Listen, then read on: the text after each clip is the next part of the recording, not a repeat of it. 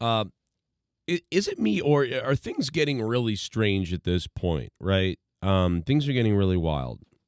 I mean, really quickly, I just want to say the way I see it, Trump's first 4 years as president, I think went really well up until COVID happened, and then things kind of went south at that point, which I think was by design. But then Biden came in, and it was terrible. And now Trump is president again, and he's done some really great things, but he's also done some kind of bad things and things that aren't working out too well. He's done things that have worked out really well. But, what I'm seeing from both the left and the right is insanity from both sides, right? Like, the big thing now is Trump wants a third term, and we've been talking about this for a while, that people want him to run for a third term. Something like that. That's crazy. First of all, I saw a lot of sane people on the right and on the left and everywhere say absolutely not. So I'm just going to say no, Trump shouldn't run for a third term, and that's not okay, and that should not happen. And it's also not okay to commit crimes of terror against Tesla owners, and Tesla dealerships. That's a terroristic crime at this point. So, and yeah, it's weird as hell that Elon Musk is handing out millions of dollars to help try to sway an election. That to me is bizarre. I don't think it's illegal. It was ruled not illegal or something, but it's very weird at the very least. And if Democrats were doing that, which they kind of do in a more secretive way, the right would be very upset about it. And I almost think both parties have switched sides. Like, can you imagine if George Soros was up on a stage giving out millions of dollars for people to vote the right way? But essentially he is, but in the background, right? But that's something that normally the right would call out, and they're not calling this out. And the left going around writing swastikas on Teslas and burning down dealerships and attacking 60-year-old women in their cars is something that normally would be pinned on right-wing extremists, right? So it's very funny that they've switched sides in those situations. Deporting criminal illegals is 100% okay. Abducting and arresting people out of nowhere without much warning who have a green card visa and haven't really committed a crime is fucking terrifying to me. And today was Trans Day or something like that. Listen, I support trans people, but as long as you stay out of women's sports and your feelings don't provide over some kind of control of my actions, then I have no issue with you at all.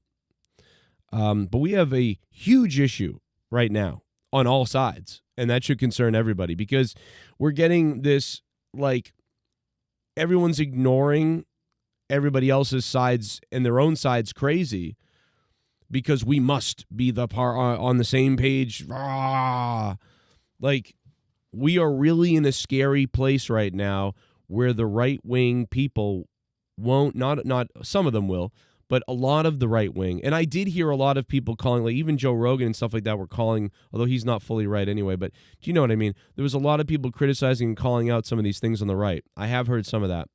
And I have heard some of the left calling out the Tesla stuff and all that sort of thing. But you see a lot of people supporting it in a crazy way. Like, I'll see threads of Tesla people and Elon with Nazi logos on them and Hitler and burn them down, and it's just crazy. And then I'll see that on the right wing side too, where there's patriot flags and everything, and let's go, and they're giving away millions to people. It's just very strange. This is a really strange time. Like, if you don't think that that's not insane, like, I don't know what to tell people. That is mind-blowing that the left and the right are spiraling into this rabbit hole of we'll all die on every hill. You know, that's got to stop. People have got to, like, stop dying on those hills. You've got to agree. I think Bill Maher put out a video recently. I thought that was really good. You talk about a lot of people who have Trump derangement syndrome, right? Like, a lot of people have TDS, Trump derangement syndrome. Well, Bill Maher the other day talked about Trump devotion syndrome. And I think that that's true. I think it's all true. There's a ton of people on the left that are obsessed about Trump. Everything goes back to Trump for them in some insane way, and it's crazy. And then there's an insane amount of people now on the right that just think, my God, this guy's piss is gold, you know? It's actual gold. His turds are gold. And I'm not talking about like the hype of being excited about Trump back when he was running, because I was hyped for him too. I was hyped. Like, let's go get this other crap out of here. Let's go. He got shot. He made it. You know, I was cheering too. But I don't think Trump can do no wrong, you know?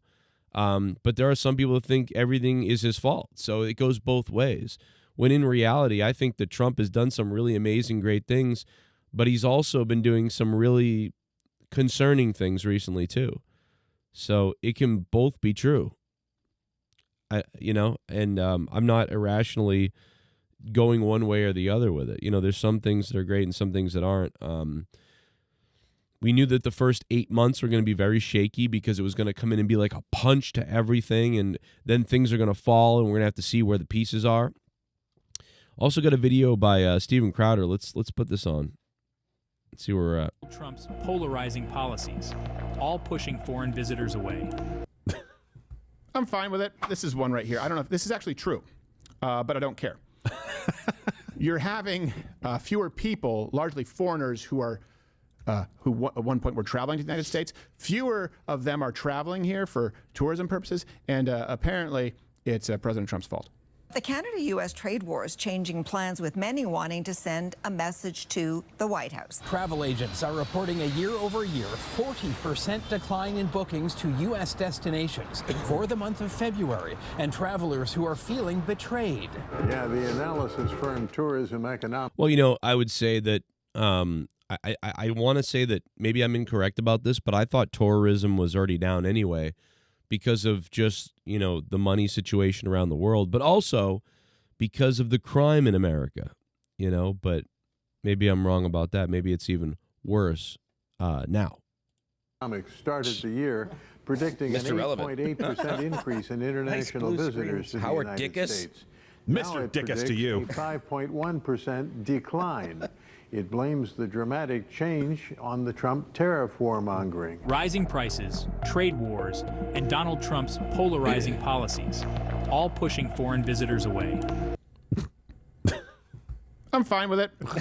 So it might be, you know, some people are saying that it's opposition to the tariff policies. What? Let's say, so you're saying Disney World's going to smell better? Yes. It sounds fantastic. I'm going on vacation this July. That's awesome. It's not better. None of this is better. I listen, I do comedy on my shows, and I would probably, if I was on my show with Luke Rojas and a few other people making jokes, we probably would joke about this the same way they are. So I will give them a break that, you know, we're kind of joking around here. But in all actuality, I don't believe this is a good thing.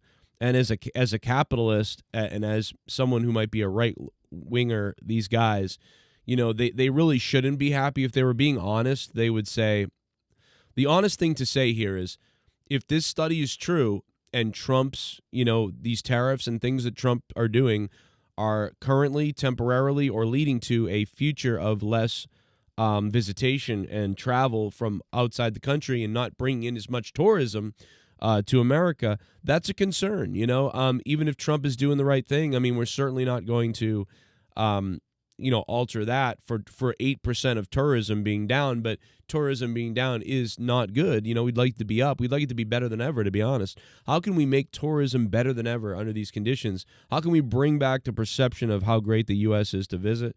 And where can we go from here to make that money back? How can we make it even better, right? But instead, this is, you know, them just being like, we don't need it.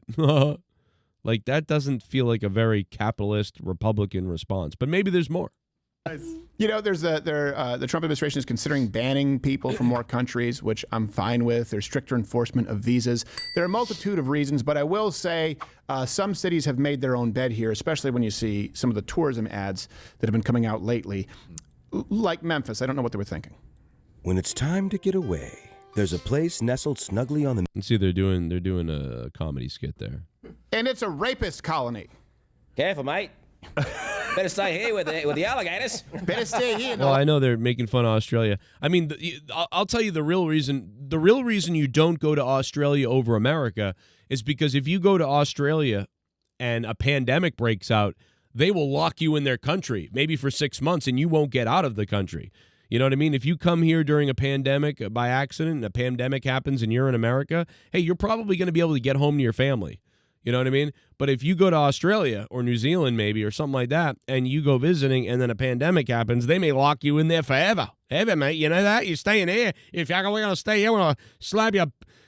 I'm sorry. Okay. But you know what I'm saying, right? So, but anyway, again, like, it's funny to joke about 100%. I do more jokes than anybody on my other shows, but being actual serious, coming at it with a serious head is not good. You don't want the economy down. You don't want tourism down. You want it up. How can they, because if I was Trump, I would say, really, the numbers are down 8%. Wow. How can we get those back up to 10% higher than what they are right now?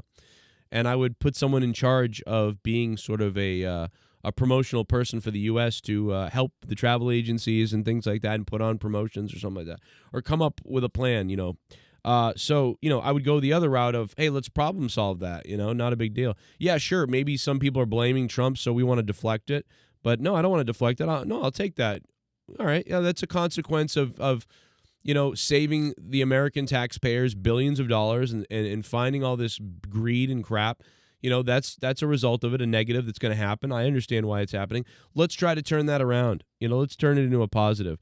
But, I guess that would be how I would take it. But anyway, that's all I wanted to say in this video.